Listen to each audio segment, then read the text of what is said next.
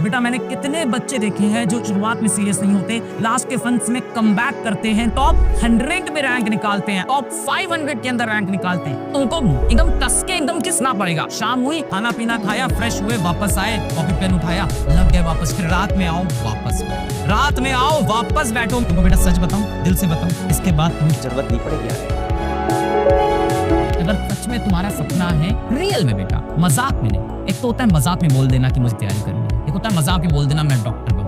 Real में बेटा सच्चे दिल से ईमानदारी से बताओ, तुम्हारा अगर सपना है, क्या तुम 8 घंटे पढ़ सकते हो? कम से कम 8 घंटे मिनिमम। अब ये सवाल उठता है, हो जाएगा बेटा। मैंने कितने बच्चे पीडब्ल्यू के देखे हैं जो शुरुआत में सीरियस नहीं होते, लास्ट के फंड्स में कमबैक करते हैं, नीट के अंदर टॉप 100 में रैंक निकालते हैं, आईआईटी के अंदर टॉप 500 के अंदर रैंक निकालते हैं। Yes it is possible, yes it is possible. कैसे पॉसिबल है, आओ मैं तुमको ब्रेक डाउन समझाता हूँ थोड़ा। अब इसको बहुत ही सिस्टमैटिकली, बहुत ही स्ट्रैटेजी के साथ डिवाइड किया है। वो ये है कि बच्चा लेक्चर तो मूवी की तरह एंजॉय करता है, देख लिया, बड़ा मजा आया, सब समझ में आया, क्वेश्चन फिर भी नहीं हो रहे हैं, एग्जाम फिर भी नहीं निकल रहा है, क्योंकि बच्चा खुद से प्रैक्टिस नहीं करता है। बच्चा लेक्चर्स तो बड़े मजे से देखता है, बड़ा आनंद आता है, बड़ा रस आता है, प्रैक्टिस नहीं। शाम हुई, खाना ना खाओ, फ्रेश हो लो, खाना पीना खाया, फ्रेश हुए, वापस आए, कॉपी पेन उठाया, लग गए वापस। फिर रात में आओ वापस बैठो। अब फिर से मेहनत करते हैं, पर बेटा जितना सुनने में मजा आ रहा है ना, करने में उतना ही डिफिकल्ट होगा। कि आप जितनी भी चीजें पढ़ते हो बेटा, उसका 90% ना आप 7 दिन के अंदर हो जाएगा। Revision is the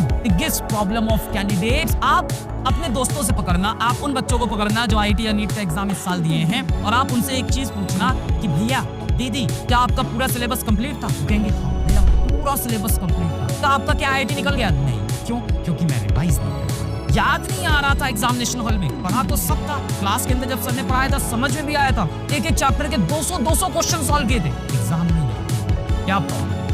revision is the biggest problem. आपने एक हफ्ते में जितना भी पढ़ा ना बेटा, 90% चीजें तो आप भूल जाते हो, सिर्फ 10% रिवीजन करेंगे दबा के, फिर रिवीजन करेंगे। मान लेते हैं इस हफ्ते आपका फिजिक्स का एक चैप्टर खत्म है, लेट अस से हम पढ़ रहे हैं laws of motion. First law में ऐसा होता था, ये फर्स्ट लॉ में इस तरह क्वेश्चन आते हैं, इस तरह क्वेश्चन आते हैं, इनर्शिया कैसे सवाल आते हैं, एक्सेलरेशन कैसे सवाल आते हैं, ये सेकंड लॉ थे मैंने पढ़ लिया, ये सेकंड लॉ के ये क्वेश्चन, ये थर्ड लॉ के क्वेश्चन, ये देख पुली वाले क्वेश्चन, ये देख आपके इंक्लाइन प्लेन वाले क्वेश्चन, ये देख सीडो फोर्स वाले क्वेश्चन। कोई भी बच्चा जो हिम्मत नहीं रखता है ना वापस लड़ने की, मैं आपसे बेटा रिक्वेस्ट करूंगा, आपका मैं फीडबैक भी नहीं दूंगा। जो बच्चा एक्चुअल दिल से फाइटर है ना, 9, 5, 14, 2, 16 घंटे एक चैप्टर पे अपने को कितने मिले थे? 30 घंटे। अभी भी 14 आवर्स, 14 घंटे अभी भी आपके बचे हुए हैं, जिसमें आप बेटा सेल्फ स्टडी, प्रैक्टिस, रिवीजन खुद से भी कर सकते हो। तुमको बेटा सच बताऊं, दिल से बताऊं, इसके बाद तुम्हें जरूरत नहीं पड़ेगी आगे। ये 16 आवर्स एक्चुअली इनफ होंगे, जिसे हम बोलते हैं गोल्डन पीरियड। ये 14 आवर्स में तुम थोड़ा ऊपर नीचे भी कर गए ना, कोई टेंशन नहीं है, यहाँ पे चीजें संभल जाएगी। पर यहाँ तुमने ऊपर नीचे किया ना बेटा, फिर अब समय नहीं है। 14 घंटे पढ़ूंगा, 14 घंटे की रोज पढ़ाई करेंगे। आई प्रॉमिस, अगर तुम नहीं लिखोगे मैं बंद कर दूंगा, क्योंकि कोई मतलब नहीं ना,